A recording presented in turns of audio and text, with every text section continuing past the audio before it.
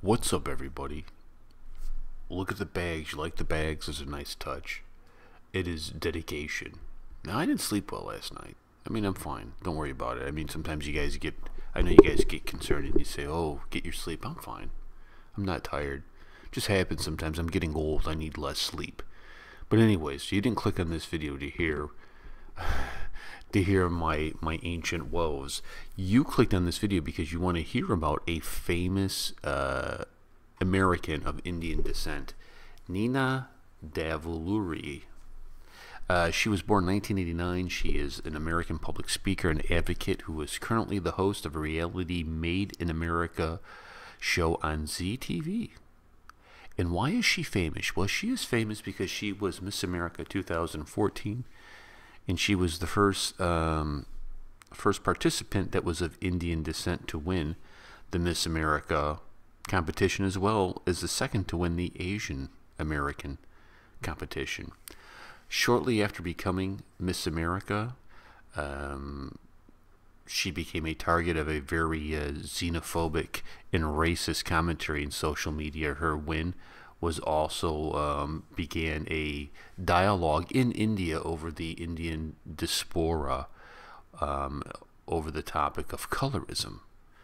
And that's something that we've talked about too, about colorism. I've done videos on it about where are the dark-skinned women in Bollywood, and you see it too in the Bollywood films. You see, I remember I was watching an SRK film, and Kajol was in it. Was it Kajol? But there was a character in there, and I've seen him in a bunch of stuff, and he's kind of just a character actor. And he was a thief. He was stealing stuff, but when people would confront him on it, he would say, "Is it because of the color of my skin?" And then everybody would go, "Whoa, I didn't mean that." So she drew upon these experiences to promote her platform, celebrating diversity through cultural competency.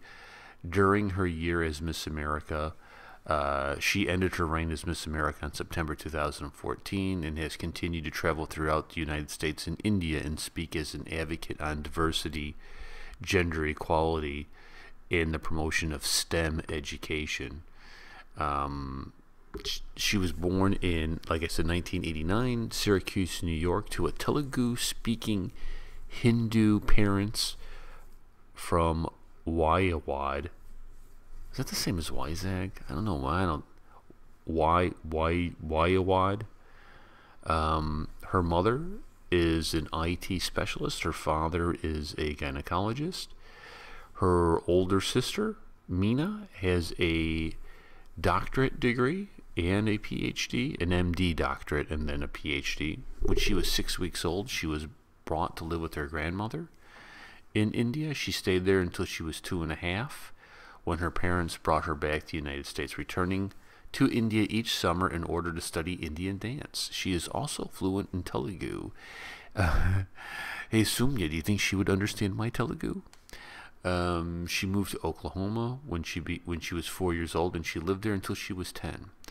Next, moving to St. Joseph's, Michigan. Years later, in 2015, there was a White House initiative on Asian American Pacific Islanders event, and she noted that 9/11 making a turning point in her life. She was in the 7th grade in the time and recalls that in conservative Christian communities in which they lived, her family went from being the little Indian family who lived on the block that was nice, kept to themselves type of family, to being the terrorist family on the block.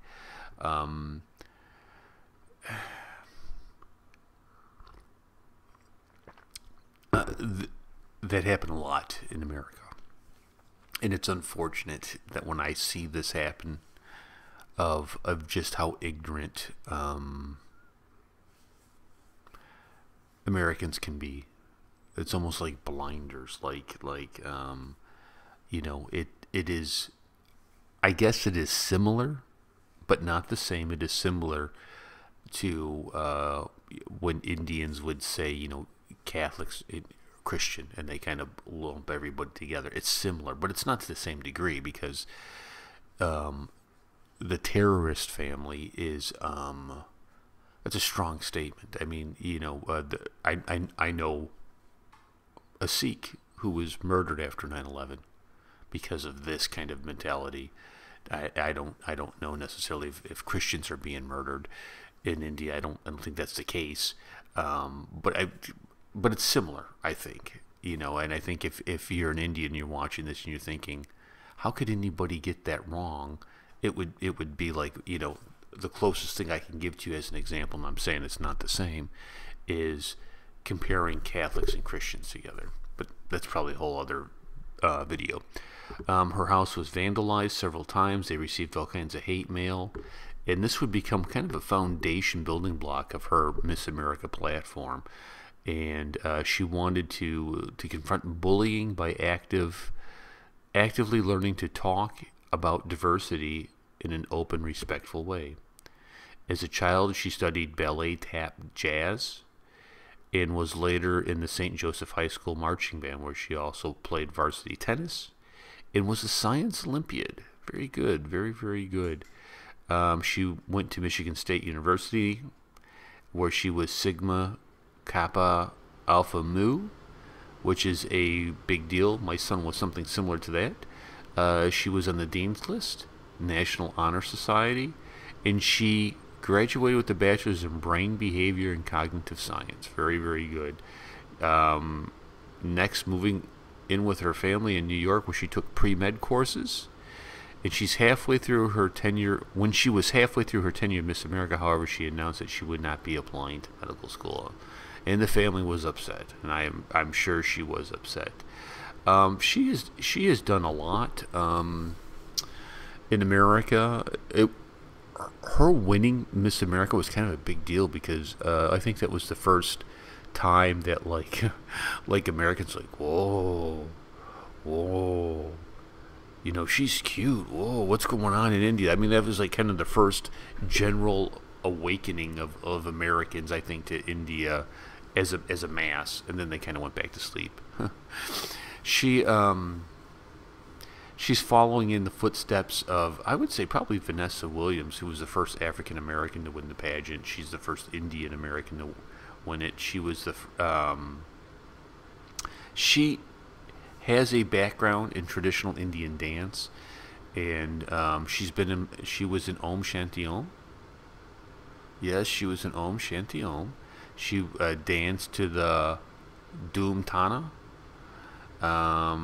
She did a Bollywood dance scene, and I remember this being covered on the news on the Miss American stage.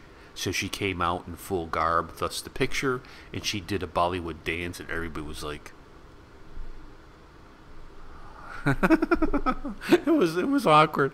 Nobody knew what to do with it. Oh,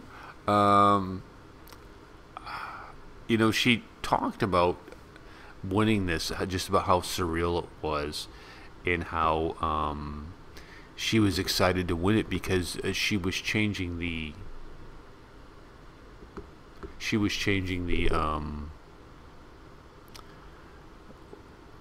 idea of what beauty is in America. I don't know why the video got glitchy there. Apparently it doesn't like my movements. My apologies there. But she realized that she was changing what is beautiful.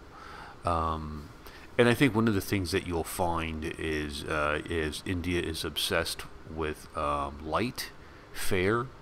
I think you find in America they tend to obsess with dark. And I think that's just probably wherever you go. You know what I mean? I think I remember watching a Bollywood film. Well, it wasn't a Bollywood film. It may have been, was it Lion, maybe? Was it Slumdog Millionaire?